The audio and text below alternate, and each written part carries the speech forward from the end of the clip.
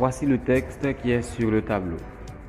On l'a reproduit ici pour vous faciliter la compréhension. Allons-y, rapidement. D'abord, pour faire l'intérêt philosophique, il faut respecter 5 étapes. Premièrement, il va falloir faire une phrase d'introduction.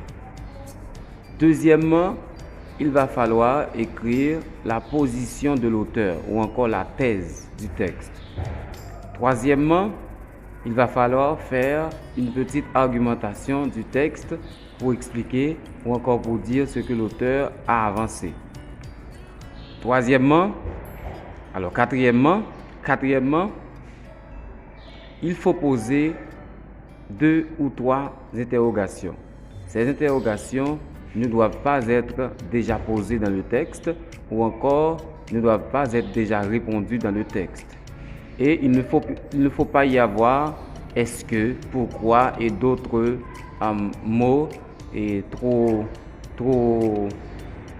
répétés dans les interrogations communes. Donc maintenant, allons-y.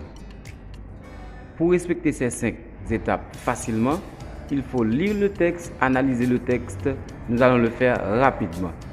Pour analyser ce texte, il va falloir le séparer en plusieurs étapes. Il y a des fois où le texte possède 3 étapes, 4 étapes et même plus. 3 étapes, 4 étapes et même plus. Nous allons voir pour ce texte-là. Allons-y. L'inconscient est pareil à un grand cercle qui enfermerait le conscient comme un cercle plus petit. Il ne peut y avoir de fait conscient sans stade antérieur inconscient, tandis que l'inconscient peut se passer de stade conscient et avoir cependant une valeur psychique.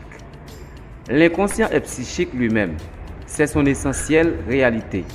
Sa nature réelle nous est aussi inconnue que la réalité du monde extérieur. Et la conscience nous renseigne sur lui-même d'une manière aussi incomplète que nos organes des sens sur le monde extérieur. Après avoir lu le texte, il faut séparer le texte en plusieurs étapes. Comment on va séparer? On sépare le texte en suivant les idées ou encore en regardant le changement des idées. D'abord, la première phrase. L'inconscient est pareil à un grand cercle qui enfermerait le conscient comme un cercle plus petit. Ça, toute personne intelligente verra que ça, c'est une étape du texte. Cette phrase-là, c'est une étape, c'est la première étape arrivée ici. Ça, c'est la première étape. Ça, c'est la première étape. On va le séparer. Deuxièmement, il ne peut y avoir de fait conscient sans stade extérieur inconscient, tandis que l'inconscient peut se passer de stade conscient et avoir cependant une valeur psychique. L'inconscient est psychique lui-même, c'est son essentielle réalité. Ça, c'est la deuxième étape. Parce que l'idée qui est traversée dans cette partie-là est un petit peu différente. Pas tout à fait, mais ça apparaît différent. Alors, différente. Troisièmement, sa nature réelle nous est aussi inconnue que la réalité du monde extérieur. Et la conscience nous renseigne sur lui d'une manière aussi incomplète que nos organes des sens sur le monde extérieur. Ça fait 3 étapes. Maintenant, je les ai séparées rapidement, mais pour vous, vous devez lire et relire le texte avant de vraiment pouvoir séparer les étapes. Là, on va faire rapide et simple, c'est pour cela qu'on est allé aussi vite. Mais il faut bien lire et bien analyser le texte pour pouvoir séparer les étapes sans faire des erreurs. Maintenant, notre objectif était de trouver l'intérêt philosophique du texte. Donc ce texte-là, écrit par Sigmund Freud, et nous avons vu que le texte parle de conscient et inconscient, etc. patati patata. Maintenant, pour faire l'intérêt philosophique, il y a 5 étapes à respecter après avoir bien analysé le texte. J'ai bien dit, il faut bien analyser le texte. Qu'est-ce qu'on doit faire? On va écrire une phrase d'introduction. Ça fait 1. Deuxièmement, on donne la position de l'auteur. Troisièmement, on fait une petite argumentation. Quatrièmement, on pose 2 à 3 interrogations. Et cinquièmement, on fait une conclusion avec une phrase qui est très simple et que tout le monde peut retenir très facilement. Allons-y. Ici, voici la question. Quel est l'intérêt philosophique du texte?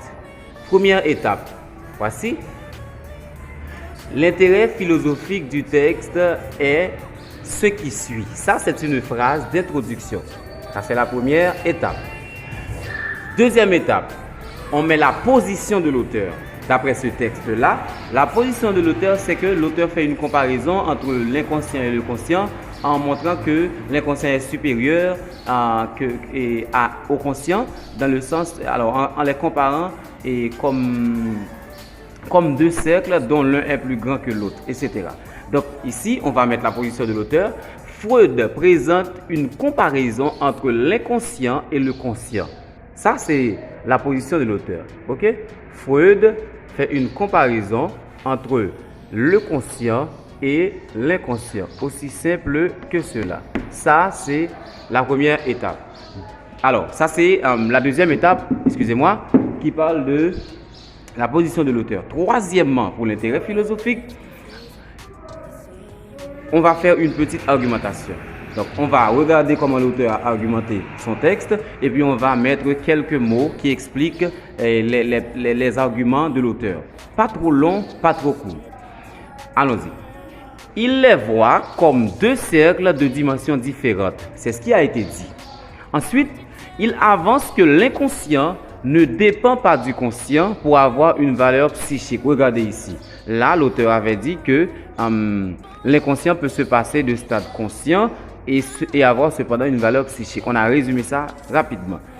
Et tandis que sa nature réelle nous est inconnue, le conscient ne nous en dit pas beaucoup, comme l'incomplétude d'informations que nous livrent nos sens sur le monde extérieur. Regardez la dernière étape.